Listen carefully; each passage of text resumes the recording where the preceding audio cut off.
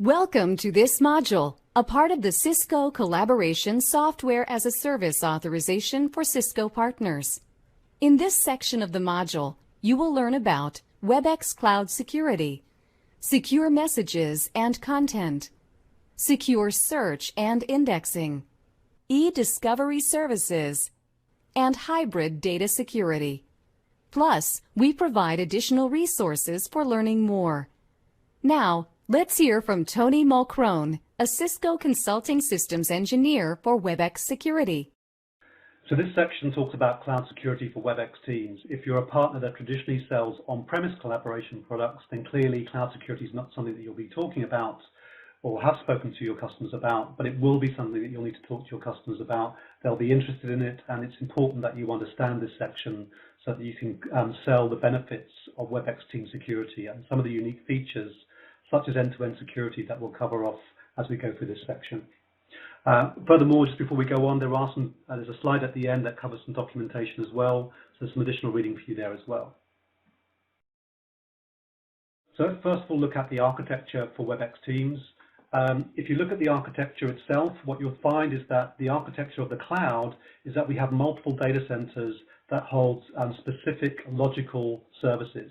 So in one data center, we'll hold the identity service, which holds the email addresses of your users, and also an obfuscated or hidden 128-bit user ID. So you'll never see email addresses being transported around the network once a user is signed on. We have another data center where we hold content, so messages and files, for example, are stored on an encrypted database. And then we have the core cloud itself, which holds all the microservices such as key management, indexing, and e-discovery, which is what we're going to talk about in the next few slides.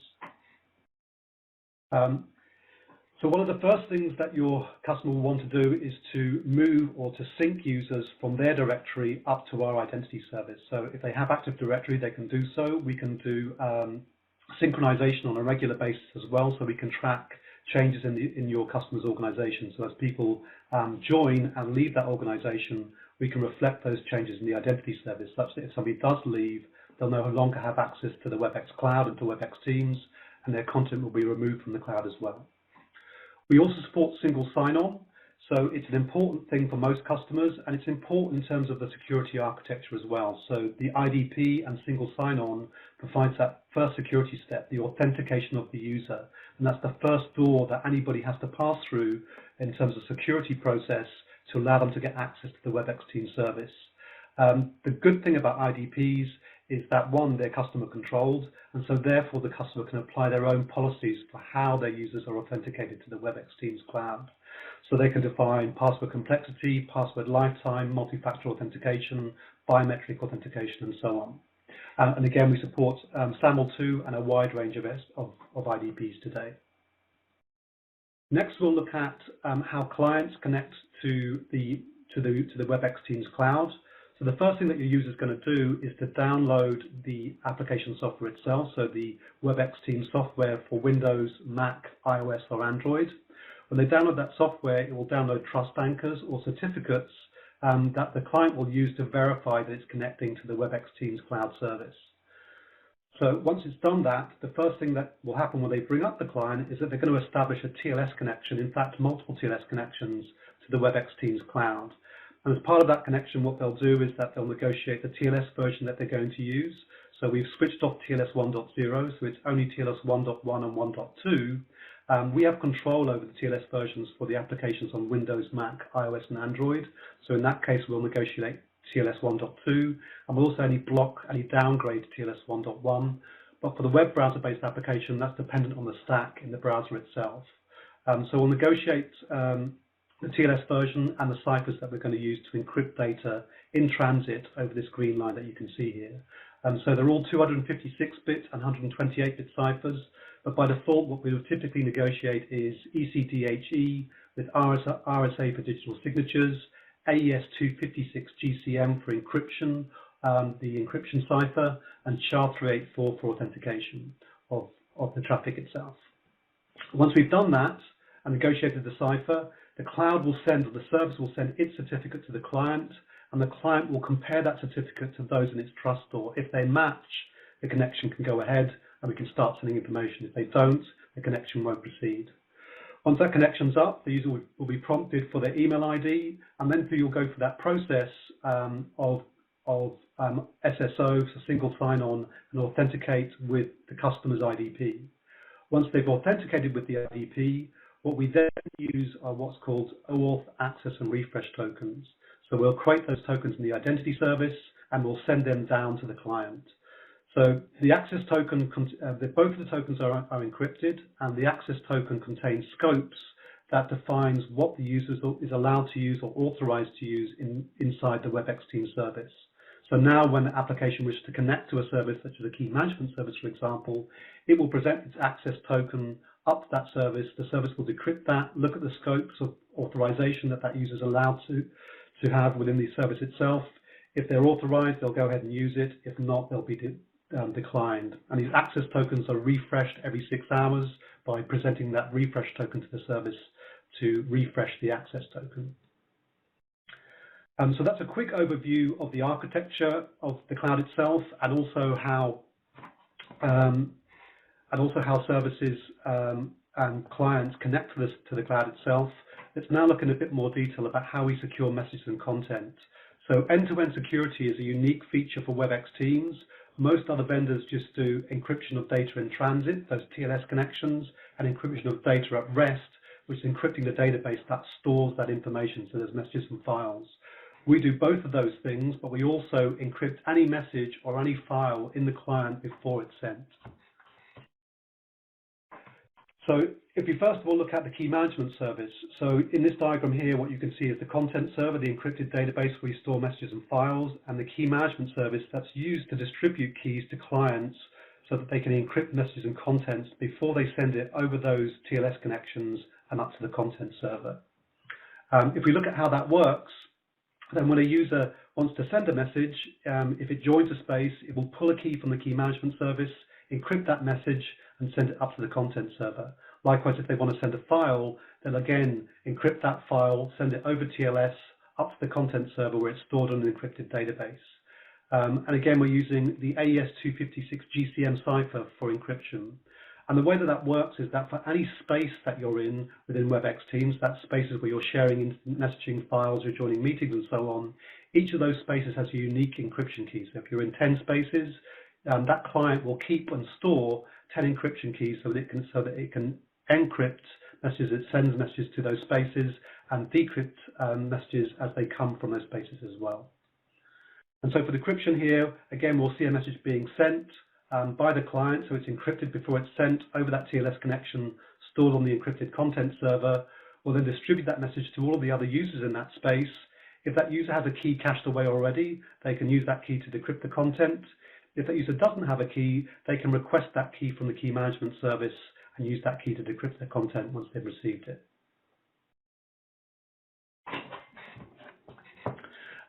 So that was the basis of end-to-end encryption, this idea of encrypting any message or any file in the client before you send it over the TLS connection and store it in an encrypted database. But there are also some additional functions that we're using as well. So we have this idea of secure search and indexing. So now if you think about sending a message into the cloud, how do we perform a secure search service? So if I want to send a message, for example, such as Webex is the message, into a space, I'll encrypt that with the encryption key for that space, send it up to the content server. But to allow that search function to operate, what we'll do is we'll send that encrypted message to the indexing service in the cloud. It will decrypt that message, and it will then take the key that's used for that space and use that to stem down and to hash each of those terms in those message. So what you'll see here is that we are going to stem down each of the terms in that message, send it up to the hash algorithm, and get a corresponding hash for that message.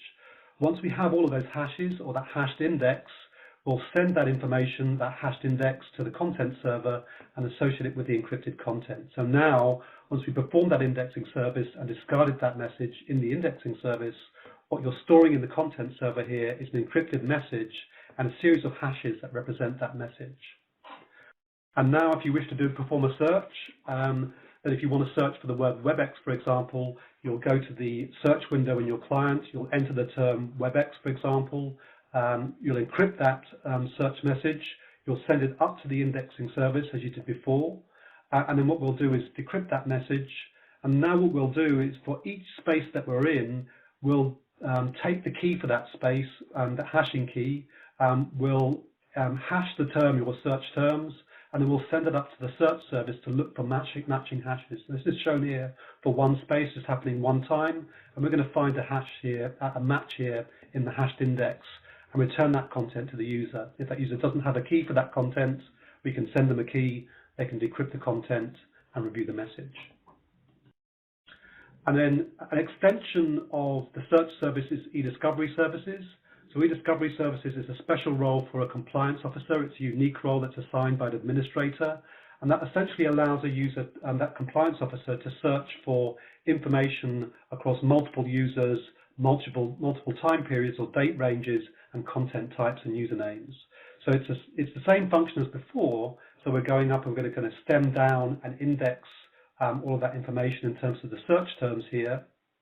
But the likelihood here is that we're going to be returning a great deal more information. So we won't return it directly to the client. What we'll do is that we'll take that information, we'll perform the search service, and we're now probably going to return information, files and messages from multiple rooms back to, and we want to send that back to the compliance officer. So we'll first of all send that to the e-discovery service, and what you can see here is that we've got information typically from multiple rooms that are all encrypted with different encryption keys. So what we'll do next is to take the keys from the key management service, decrypt the content from each of those rooms using the specific key for that room. Once we have decrypted all of that content, what we'll then do is compress it down. We'll re-encrypt it with a new key and store that in the e-discovery storage service. And once that's stored up there, we'll make that available to the compliance officer. They can download that file, pull the key to decrypt that file, and review the contents of that search request. Okay, so that's a quick overview of the services for end-to-end encryption, indexing and search and e-discovery. What we can also do is to move some of those functions onto the premise as well.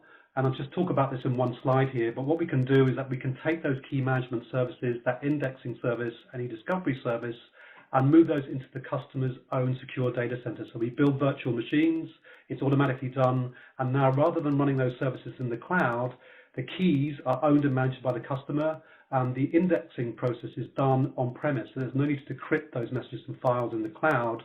That decryption and that hashing process is done on-premises instead. And so finally, just a couple more slides here, just to talk about the enterprise network security. So that was talking about cloud security, but how does your customer connect from their premises up to the cloud itself?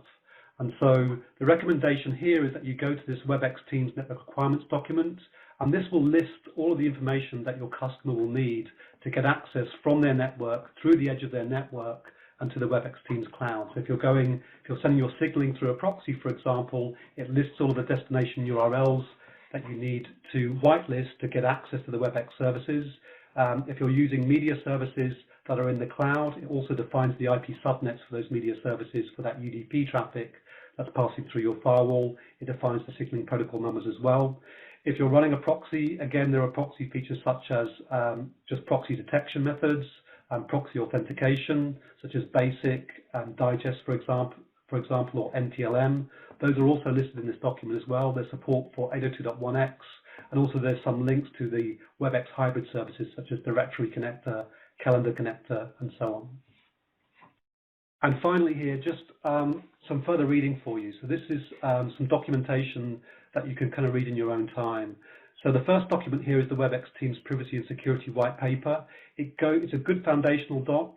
It goes into depth as to how Webex Teams works, and we'll go into a lot more depth than I've covered in this presentation on end-to-end security and how that works. There's the Webex Teams Control Hub datasheet. Look at that document for information about features and functions. It's an up-to-date source of information for what features are supported today within Webex Teams. There's a Webex Teams privacy datasheet. So that's a legal document, and that covers how we process and store and encrypt personal data, so usernames and so on. And then there's a frequently asked questions document as well. So for things that aren't covered off in the white paper, in the control of datasheet and so on, go to the facts document there for some additional information. And then last but not least, as I mentioned in the last slide, is the network requirements for Webex Teams documents. So if you're getting access from your network out to the cloud, what do you need to consider to allow that traffic, that signaling traffic and media traffic to transit from the enterprise up to the cloud and back down again. And that's it. Thanks, folks. Next, let's check your knowledge on something we have covered in this module. Each Webex Teams space has a unique content security encryption key, true or false. The correct answer is true. Each Webex Teams space has a unique content encryption key, ensuring the highest levels of security. In this section, we covered Webex Cloud Security, secure messages and content, secure search and indexing, e-discovery services, and hybrid data security. Thanks for watching.